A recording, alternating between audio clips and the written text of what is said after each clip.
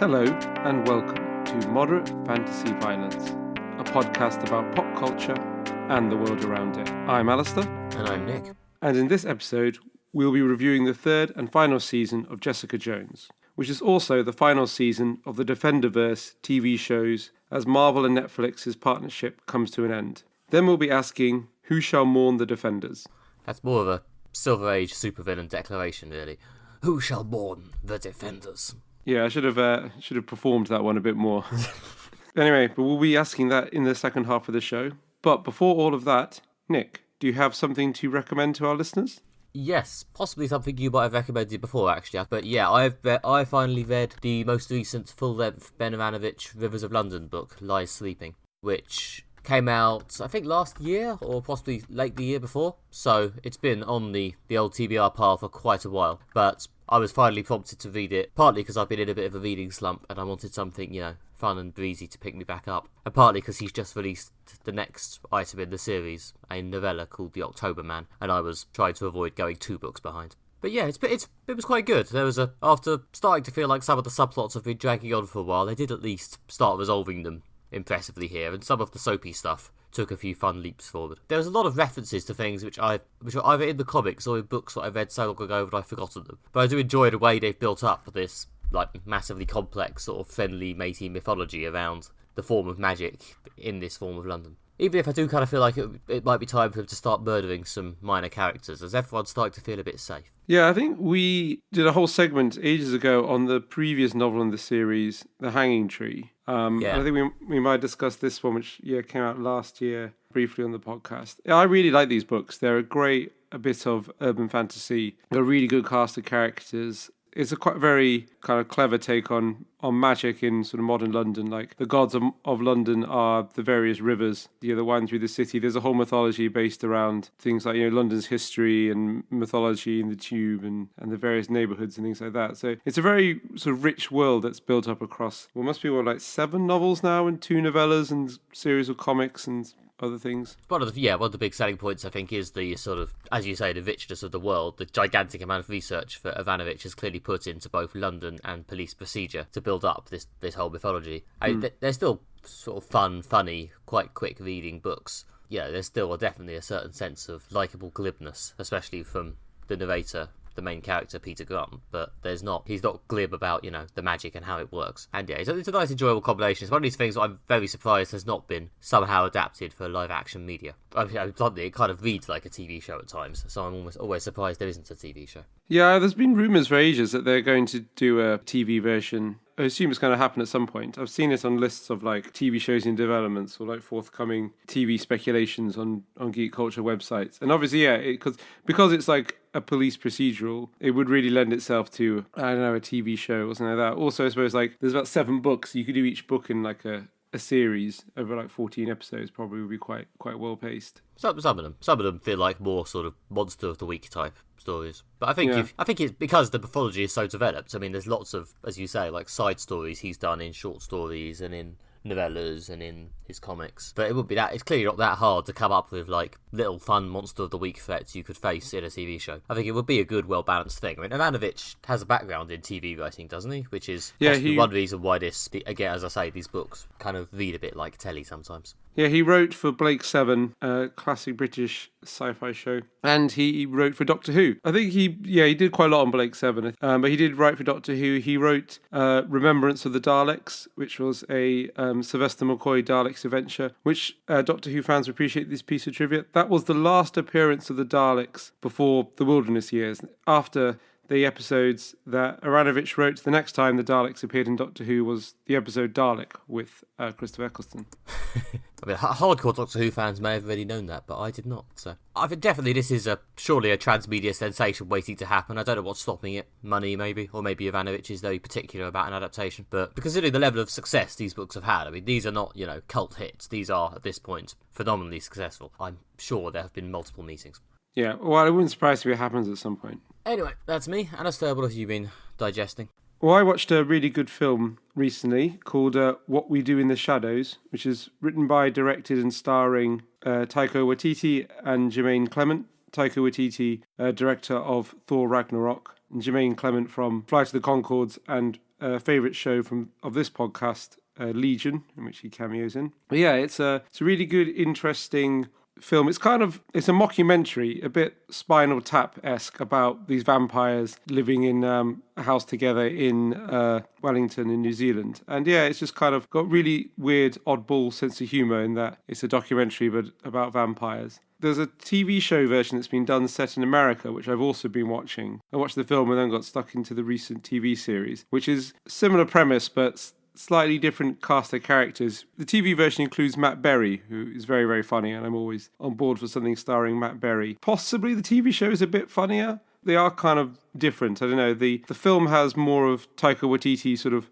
oddball sense of humour that you kind of get turned up to 11 in Thor Ragnarok. Maybe the characters are kind of a bit more varied and interesting in the TV version. Well, as you say, Matt Berry, I can imagine Matt Berry as a comedy vampire being quite an easy sell. Yeah. I've vaguely heard of the film before, but to be honest, the TV version has penetrated my social media bubble a bit more. I am a lot more seriously considering watching the TV show, and maybe the film as well, as a result of the TV show coming out. Yeah, I watched the film first because I thought there'd be more of a connection between the two. But there hasn't been really. So I watched the film first because I always kind of go to the medium something was first put into before doing the more recent popular one, if that makes sense. And yet you haven't read any Jessica Jones comics? No, I have not. No, letting the slide down there.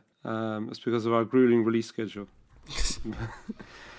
There isn't really any connection other than that basically they're both a mockumentary following some quite silly vampires. They're very trope vampires.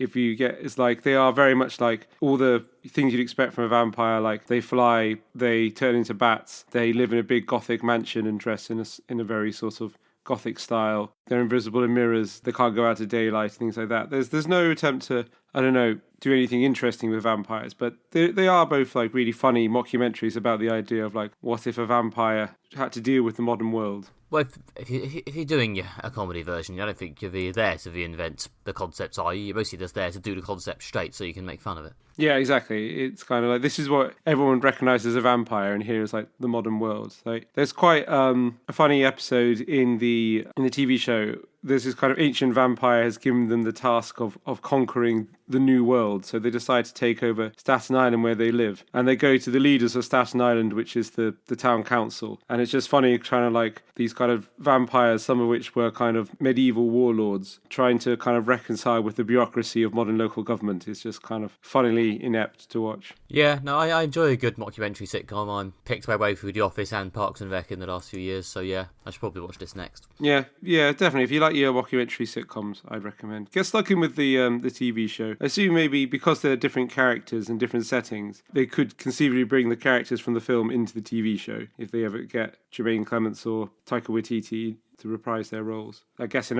the same way that like David Brent shows up in The American Office at one point. He does, although I'm now, where am I, about halfway through series 7 out of 9 and have not yet seen the David Brent cameo, so I assume it's really going to be at the bitter end of the show when that finally happens. You'll well update us on that when you find him. I'll just tweet, oh look, I've just seen David Brent. It was a David Brent appearance after the end of The Office, so it's probably rubbish. The end.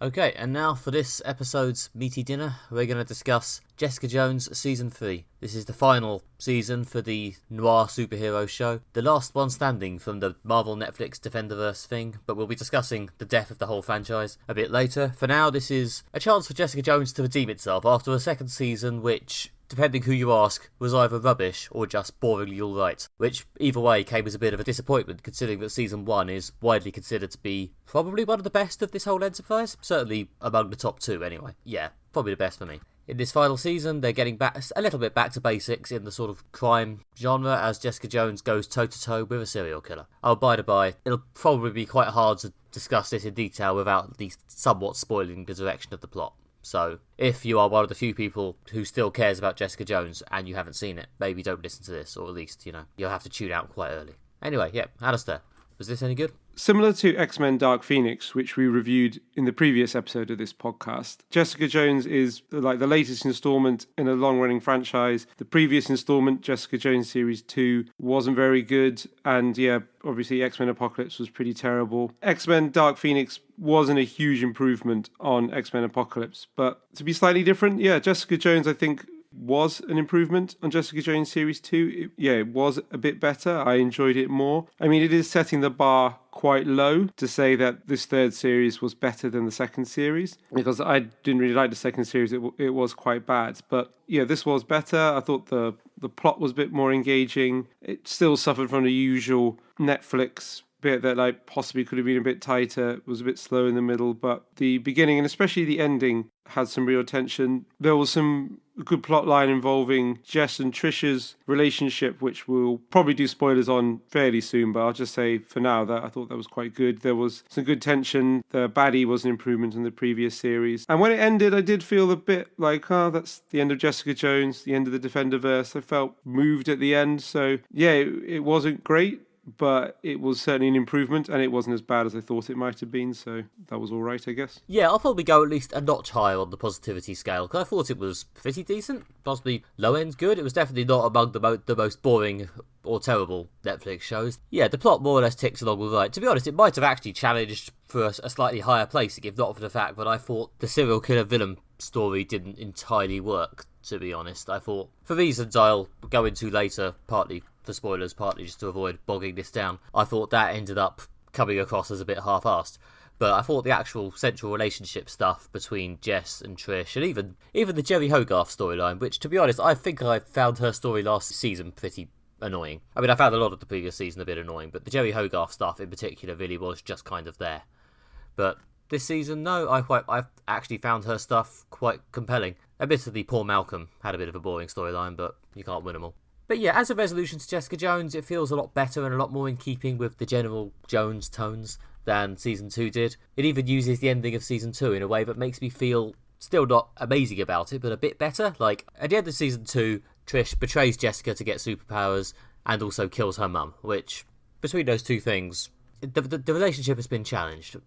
Yeah, this season, somewhat to my surprise, they kind of leaned into that Trish ambiguity thing. There's a lot of tension around what Trish is going to do next and whether Trish can be trusted, and the way they go with it, I was actually quite surprised they went there, and it did actually hit me with a certain level of, this is really sad, I'm not sure entirely what the best thing to happen would be way, which kind of reminded me of Season 1 in a nice reminiscent, obviously not as good but still way, which I can appreciate. So yeah, as an ending to Jessica Jones, yeah, it was decent. It was pretty good, alright. It could have certainly been a lot worse. It definitely is not complete shit. If you watched Season 2 and thought, right, that's it, I hate this show now and I'm never watching it again, it might be worth going back and watching Season 3. It ain't bad. Yeah, as you say, I think my favourite part of Season 3 was the relationship between Jessica and Trish, and thought that was kind of building the series around that was a good decision to make. How it starts with them obviously completely falling out following the end of Series 2. They patch up their relationship in order to team up to take on this new villain called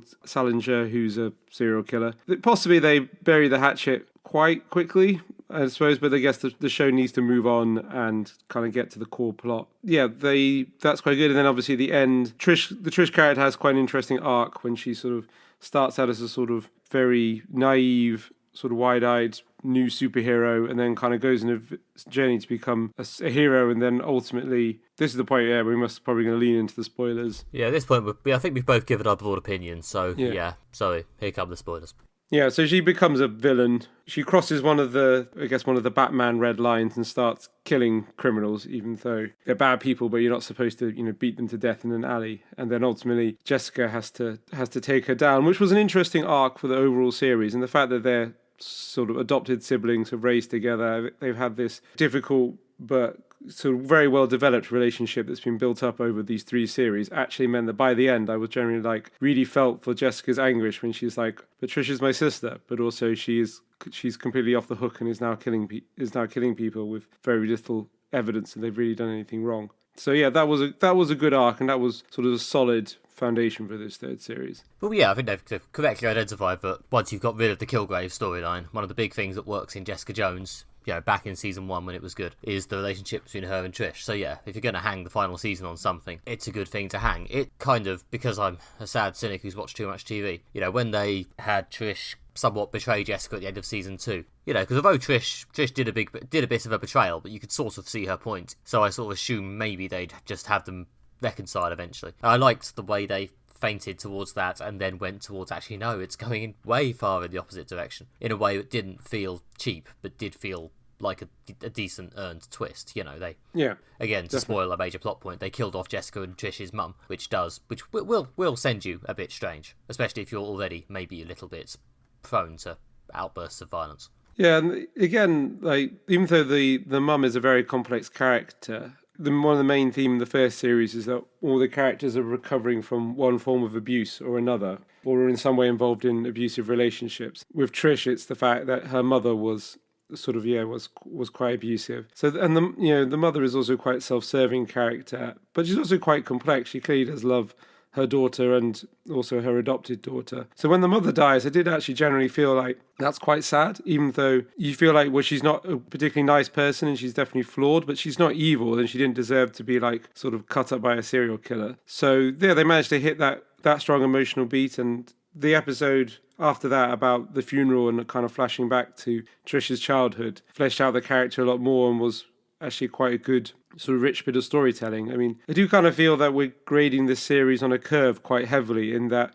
saying that, like, there's a couple of moments when I had real emotions and really felt invested in the show, which is maybe you kind of want a bit more from a 13-episode TV series than a couple of good emotional moments. But well, no, as I say, I do kind of rate the whole storyline, to be honest. The Trish stuff, at least, I thought it did an interesting job of going one way and then pivoting another in a way that felt like a legit twist rather than a cheap fake. Yeah, I agree with that. So I thought that storyline was pretty good. I thought the thing that probably drags it a little for me, and certainly stops it being better than, a decent to good mid-tier Netflix show, which I think is, for me at least, what it is probably the Jeffrey Salinger storyline, which, I mean, Jeffrey Salinger, the villain, I mean, you might be able to tell that he's not the most complex character in the world in all our discussion we've just had of the interesting good bits and themes of this storyline. We've only really referred to Salinger as a sort of, a thing that comes in and kills a few people at one point. He's basically a bit of a tool, pun semi-intended, who just sort of turns up and does his thing, and is also a massive twat. Someone on Twitter, I think the comic writer Tom Ward possibly, said that Salinger is basically a slightly more evil Dexter. And, there's a bit of that. He certainly looks a bit like Michael C. Hall, which helps. But yeah, he's basically a pretty standard, haughty, unpleasant male serial killer who spouts a bullshit homegrown ideology to justify killing people, realistically mostly just out of a combination of insecurity and tragic jealousy. I think his philosophy is meant to sort of vaguely mirror real-life incel stuff. There's a lot of, you don't deserve what you've got, when he's killing people, especially like superpowered people like Jessica. And there's the germ of something in there, but the character himself, the acting's fine, but I think the writing doesn't really give him that much to do. He's just an evil dude. He doesn't really have anything to him. And in a show which actually does do a decent job of giving everyone, even side characters like Trish's mum, something resembling a motivation and a journey or something, Salinger's just an evil dude. He does his role in the story, I guess, in that he makes it feel a bit more like a crime show again. And at one point he kills Trish's mum, and he gives them, something to rail against. And shockingly, one of the big pivot points in Trish's journey to the dark side is killing Salinger. But yeah, he's not a very interesting villain, especially when in this show you're inevitably going to be compared to David Tennant as Kilgrave, which is one of the best Netflix villains, and possibly among the best live-action Marvel villains. Salinger doesn't really stand up on that scale at all. No, you're right about that. He's no David Tennant, but he is very much a pantomime villain in that, he's a nasty serial killer, and as you say, he has some kind of sort of homespun ideology that's mainly incoherent ranting based on a combination of internet hatred, seems to be, and self-loathing and jealousy. But I think he is supposed to be like a fairly, cardboard cutout bad guy. And I think what's interesting about basing the season around him is that in the previous series, the villain was Jessica's mum, and they kind of really went for a sort of nuanced, morally ambiguous storyline. There's a whole thing about Jessica trying to reconcile to the fact that her mum is a villain, but also still loving her mum and things like that. And for all the interesting things they were trying to do, it just didn't really work. And I felt with Salinger, this series, they were like, okay, we're going to try something that's more straightforward, and because maybe it's better to achieve something more straightforward than to shoot for something more complex and not achieve it. And then I was looking at the way this show was marketed, like all the trailers and stuff, really lean heavily into, there's a big villain, he's a serial killer, Jessica's going to take him down, which was a good kind of core for a story. And it was interesting as that's kind of the middle of the story, but what the series is actually about is the relationship between Jessica and Trish. And this is kind of the thing to be the the MacGuffin, even though MacGuffin is supposed to be an inanimate object that drives the character, but Salinger's so simplistic that he kind of functions as a MacGuffin, a thing that's driving the relationship between Jessica and Trish, which does actually achieve, I think, the things they were trying to do in Series 2 but failed to do. The sense of moral ambiguity, characters tortured because, their morality is conflicting with their relationships and how they feel with people. And it works for the Trish and Jessica storyline in this, but partly because they didn't lean into it as heavily, and they had this straightforward goody versus baddie storyline as well to supplement the more complex storyline about Jessica and Trish's relationship. So I think that worked quite well, and it's kind of necessary for Salinger to be a fairly cardboard cutout villain, because the real nuance of the show is in how the other characters are responding to him. I guess so, but on the other hand, again, to use the most unflattering possible comparison, Kilgrave was always a fairly unflattering villain. I mean, I guess there was some amount of portraying him as a victim of abuse, but there was no point where you're like,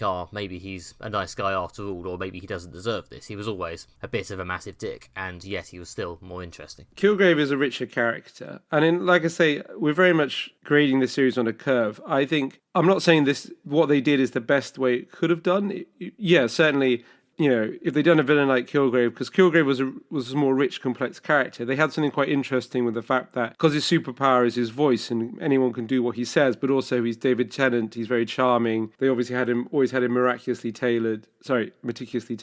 And they're trying to say something, I felt, that, people who are charming and look good and, are quite likable like David Tennant can harbour abuse and can be bad people. They're trying to say something about, not all villains are pantomime villains, as Salinger is. So yeah, obviously the first series was a way they did a more interesting villain. Other Marvel Netflix shows have had more interesting, more complex villains, such as the Mahershala Ali character in Luke Cage, or quite some of the other villains in Luke Cage as well. The John Pilgrim character in your second series of The Punisher. Kingpin. They've done lots. Yeah, they've definitely done much better, more complex villains. So yeah, I'm not saying this is the best it could have been. I'm saying it kind of worked for me in the way that they did it. It could have been better, but the second series really didn't work, and I'm glad that this at least worked. Yeah, I mean, I think it works insofar as the second season they seem to slightly struggle with their tone, in that the first season leaned so aggressively hard on these sort of noir PI tropes, and the second season seemed to become quite, I don't know, it seemed to be verging on going into more of a general super fantasy thing, which isn't really quite what I want from this show. Whereas this season, yeah, he's a serial killer. The PI is hunting him. She's got her mate in the cops, who, doesn't get a huge, mega arc, but was quite a likeable character. Scenes. Yeah, it felt like a crime PI show with superpowers again, which is one of the reasons I think why, it felt a lot more like they found their Jessica Jones tones once again. Yeah. The second series had things like military conspiracies and stuff, which is, much more, I don't know what you think of, a more sort of trad superhero show, when I liked the fact that this was kind of mixing genres. It was combining PI noir tropes, but also subverting them by the fact that I don't remember a time when seeing, a woman who is, a cynical, hard-bitten, hard-drinking, sort of, hard-shagging person who their personal life is a disaster, but they're very, very good at their job. That fairly tropey PI character, I don't really recall seeing on TV it being played by a woman. So they are subverting some tropes in that way. And like I say, I did like that they went back to the kind of PI-based storyline for the third series. Yeah, and speaking of Jessica as a character, I quite like the sort of subtle growth she's had over the years. There's a very sort of confident, assured version of Jessica here, who is... She's still, kind of cynical and kind of weary and kind of constantly drinking. But on the other hand, she doesn't seem to be quite so, what is the right thing to do? Am I a piece of shit? Even as she sort of denies it, she's sort of wearily aware that she knows what the good thing to do is, and she's probably a hero. Yeah. Or at least that she is, able to be a hero if she tries. The character's gone on a journey. Which is good. And yeah, it's a consistent journey, and you can see how she's grown as a person. The Trish character across the three series has kind of been all over the shop. I think, as we pointed out in our review of Series 2, that she seems to be weirdly be like a different character in the second series. And this third series doesn't seem to be wholly consistent with the first or second series in terms of her character, but I think she did work in this series. So, and the fact that the relationship to her and Jessica is so pivotal worked, but I'm still not exactly sure what her arc across the 3 series is supposed to be. I don't know. I'd be interested to find out.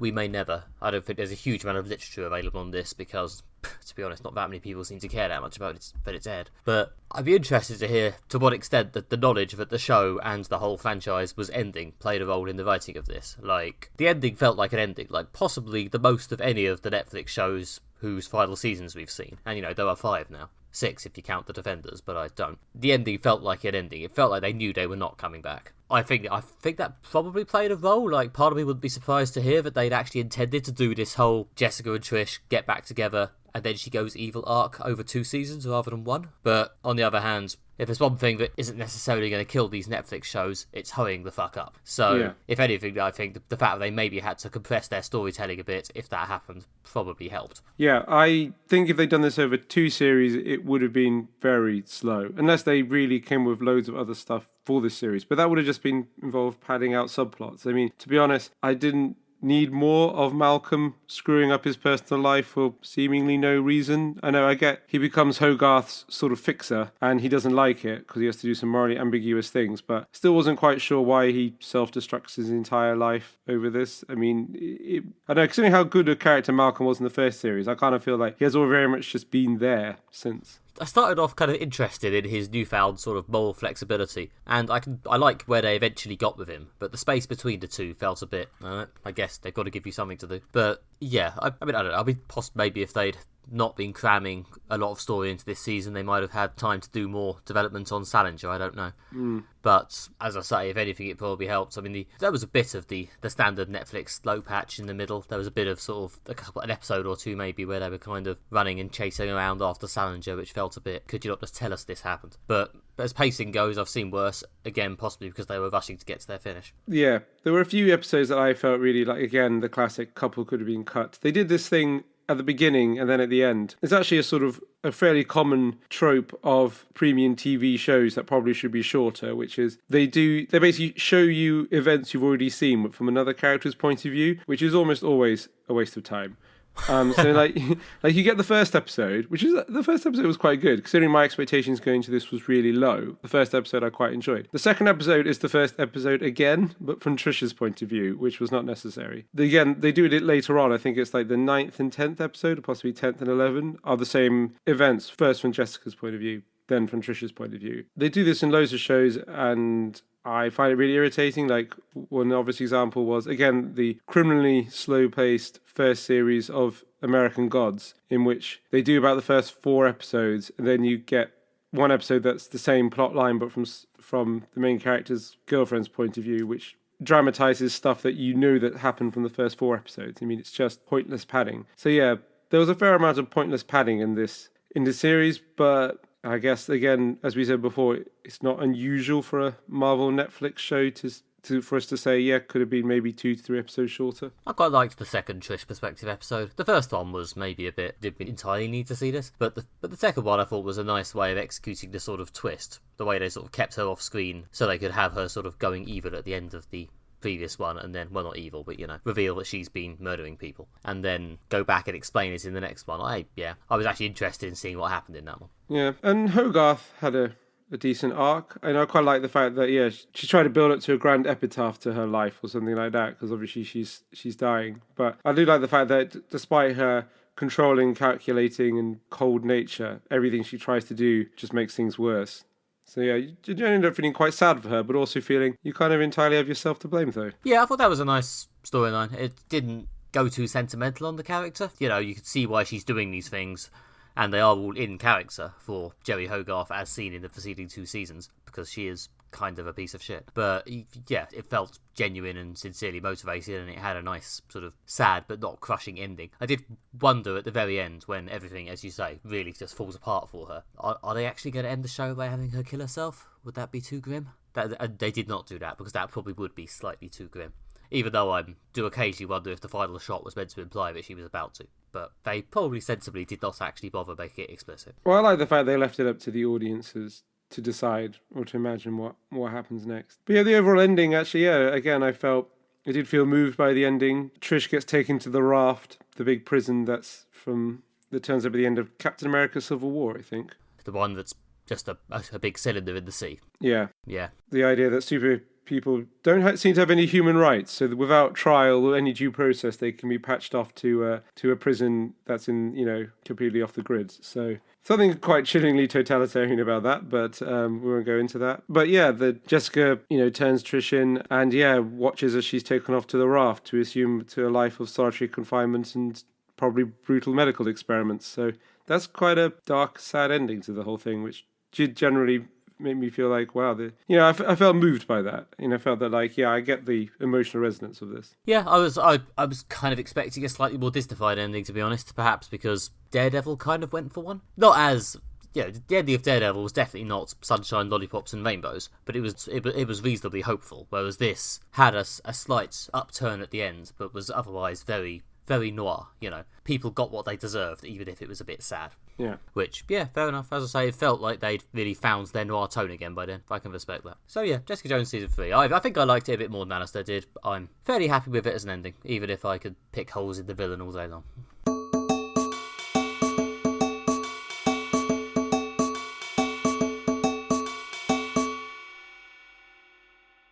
Okay, this fortnight's topic of discussion is... Who shall mourn the defenders? Thank you. I'll see if I can be bothered to work out how to put some reverb on that. But I don't know where that button is, so it may not happen. Anyway. I don't think this segment needs any more intro than that. Yeah, but not really, to be honest. This is the last show in the long-running, multi-season Marvel Netflix Defenders franchise, consisting of Deep Breath, Daredevil, Jessica Jones, Luke Cage, Iron Fist, The Defenders, and The Punisher. They've all been a range of vaguely street-level premium TV shows on Netflix based on Marvel Comics over the last few years. We have covered most of them. Certainly, we've covered all the ones that have been released since we started doing the podcast, except possibly Iron Fist Season 2. And I myself, at least, have seen all of them. Every episode of each one. I think Alistair's seen basically every episode of each one, except maybe the last few episodes of Iron Fist Season 1. Yeah, I didn't finish Iron Fist Season 1, but other than that, I've seen all of them. Probably for the best. So yeah, they've definitely fallen a bit out of general cultural favour in the last couple of years, but nonetheless, they've been a not insubstantial part of our output on this podcast and our cultural intake. Alistair, will you mourn the Defenders?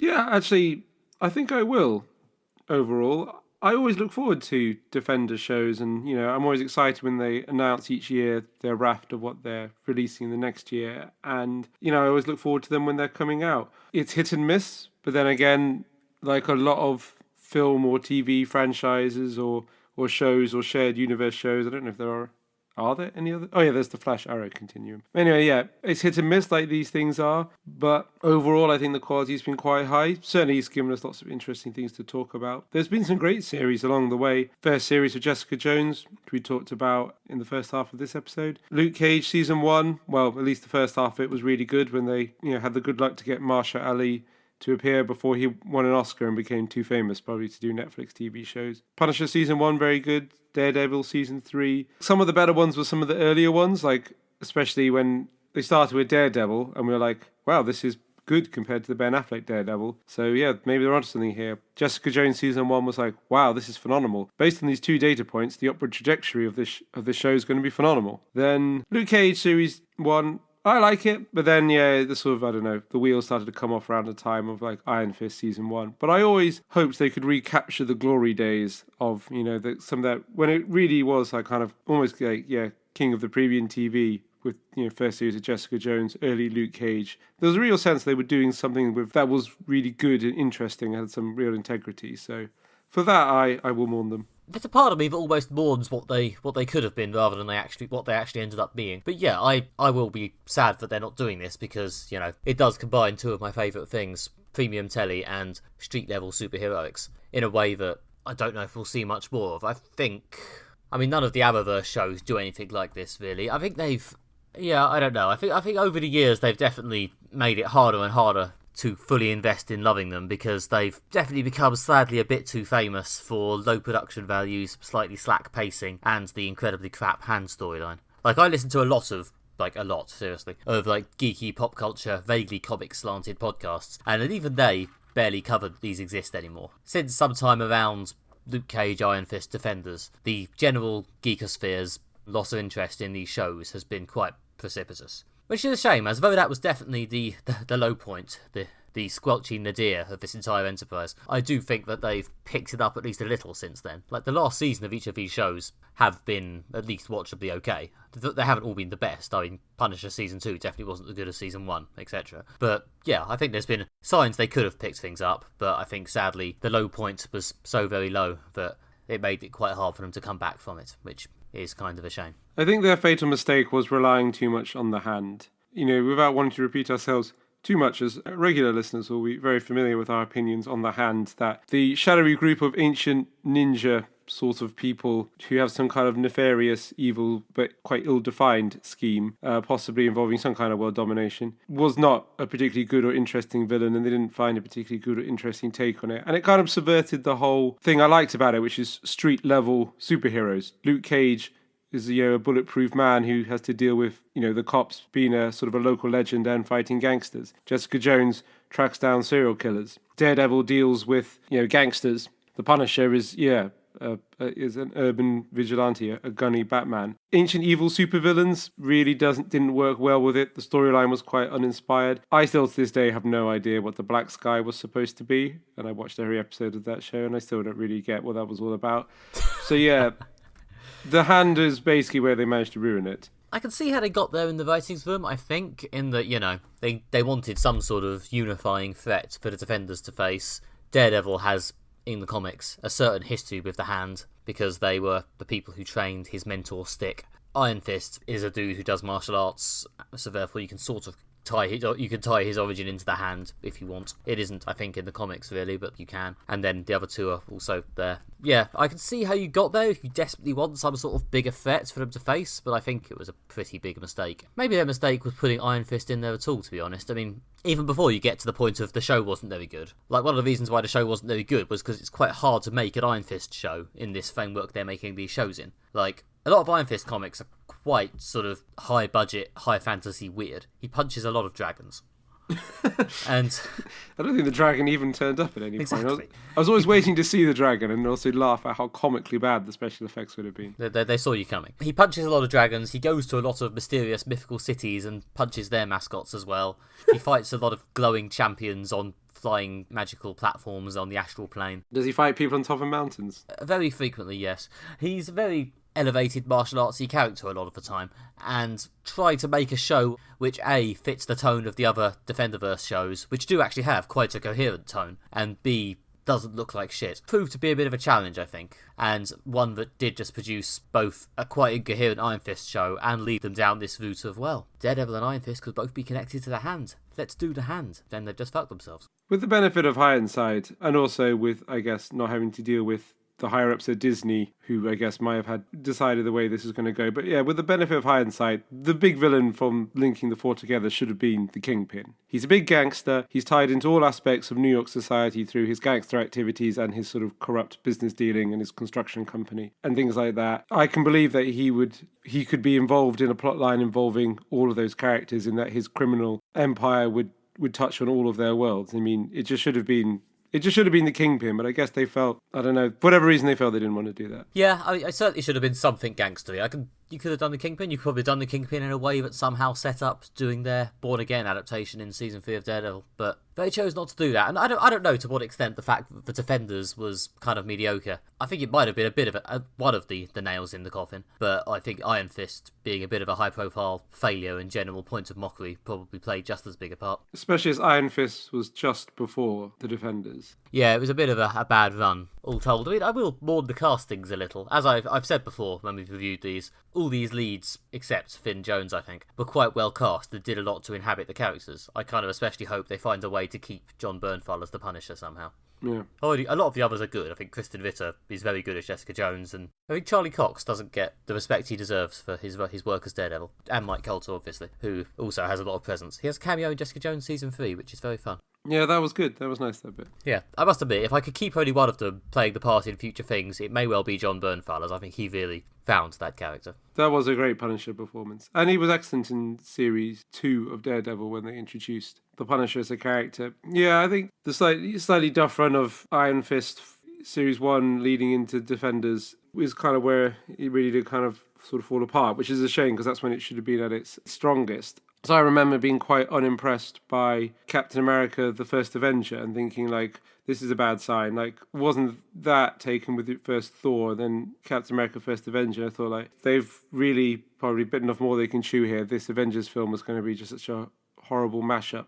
And then, yeah, they pulled it all together, and I was like, wow, this is actually really fun and entertaining. And they kind of had the opposite effect with Defenders in that Iron Fist was disappointing, and then it led into a fairly sort of Defenders. I mean, it was very much just a Daredevil series with Daredevil teams up with Iron Fist, so they can both fight their big villain of the Hand, which isn't particularly interesting, and also Luke Cage and Jessica Jones were there, plus their rabble of supporting cast. Tempting though it is to blame everything on the Hand, and I think they could have a fair chunk of the blame, those dastardly ninjas. These shows had started to get a bit of a reputation for being kind of inconsistent and slow, even before Iron Fist came along and really combined being a bit slow with also being a bit shit. Yeah. The slack pacing, which is, I don't know, it's not as much a Marvel Netflix thing. I think they're kind of, in a way, they're kind of relics of the beginnings of streaming telly, in a way. It might be one of the reasons why they've kind of trailed off a bit. Netflix shows which are deadly slow and stubbornly insist on being 13 hours, like 13 one-hour episodes, which are basically a single long plot cut up into bits. They're not as ubiquitous as they used to be, except in the Marvel streaming verse, where they have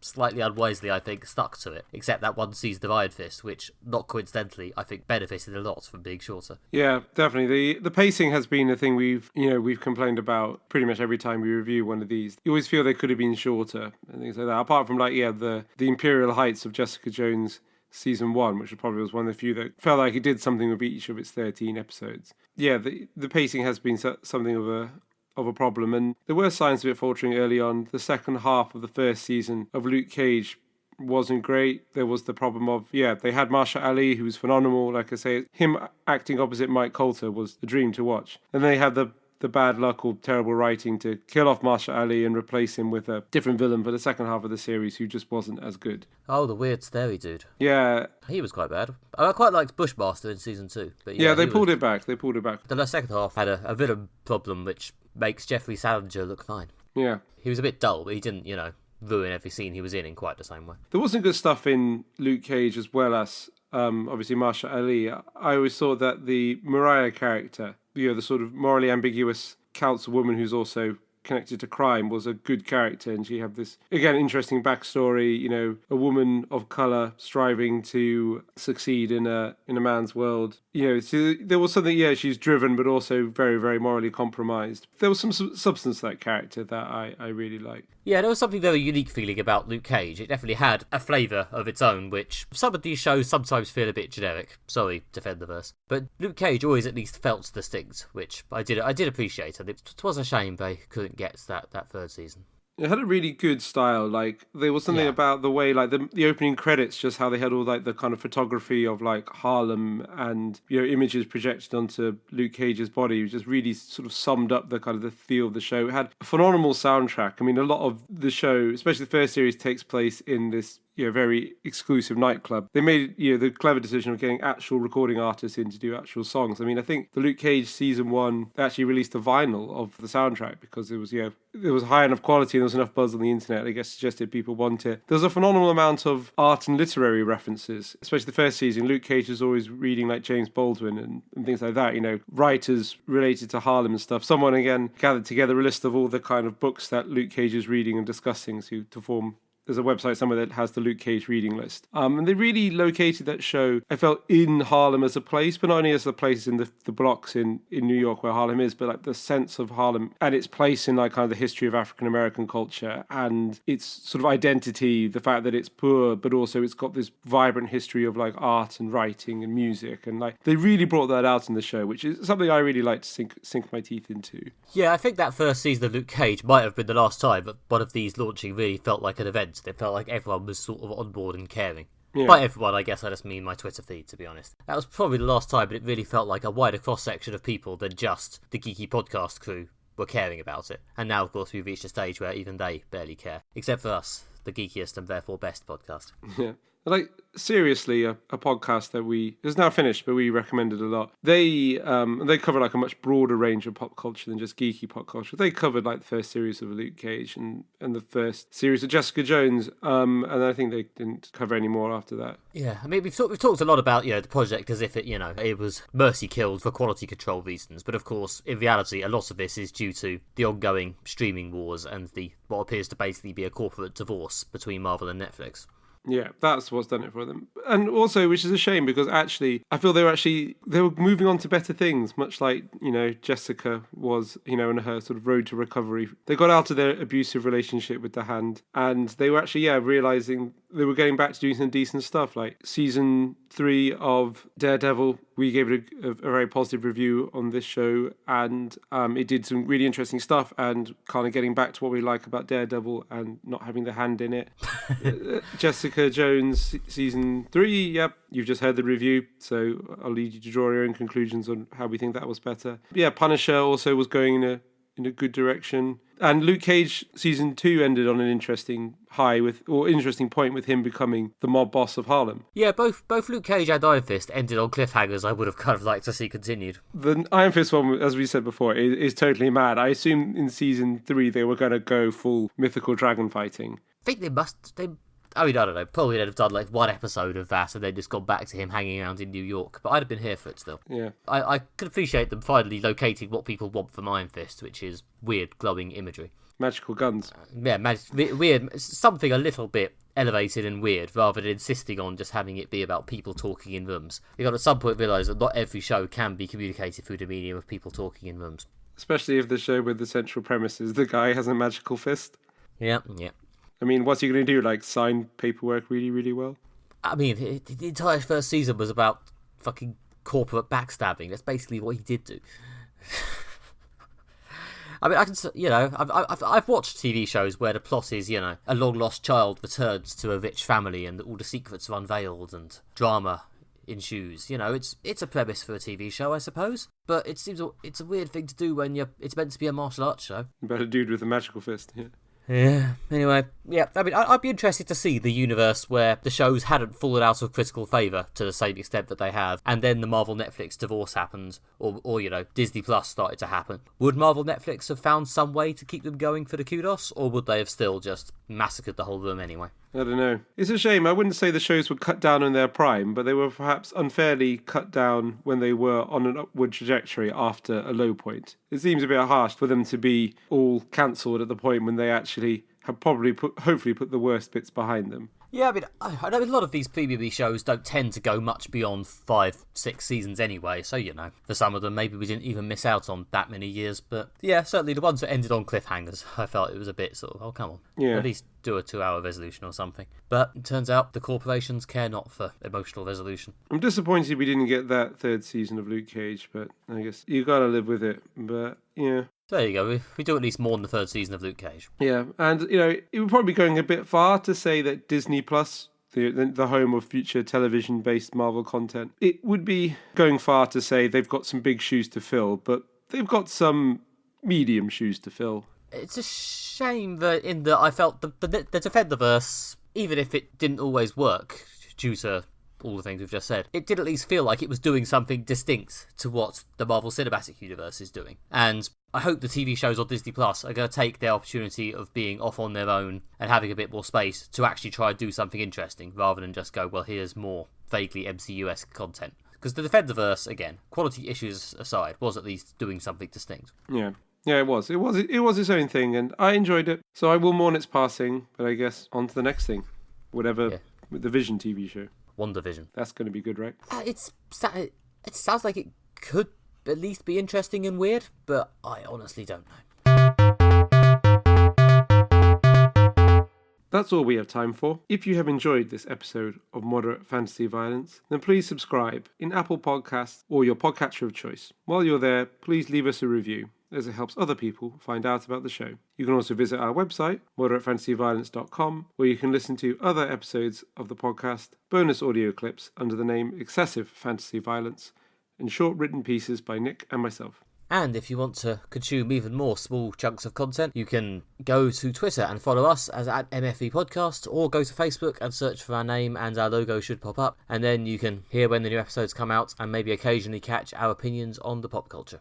And yep, thank you for listening. I've been Nick Bryan. You can find me on the internet at nickbryan.com, which will tell you all about the comics I write, the books I write, and again, if you go to Twitter, you can also hear about where I am that day and what I thought of some telly. I've been Alistair Ball. You can follow me on Twitter, where I'm at AlistairJRBall, and you can find more of my writing at redtrainblog.com. Join us next time, when we'll be reviewing Spider-Man Far From Home. And then after that, we might do something that isn't Marvel, after 3 straight episodes. You never know. You never know. But yeah, it is the summer of Marvel. It's okay, 2 of those franchises are dead. Yeah, join us next time. Let's just finish on that. Yeah. Bye then. Yeah, that's all we have time for. Goodbye.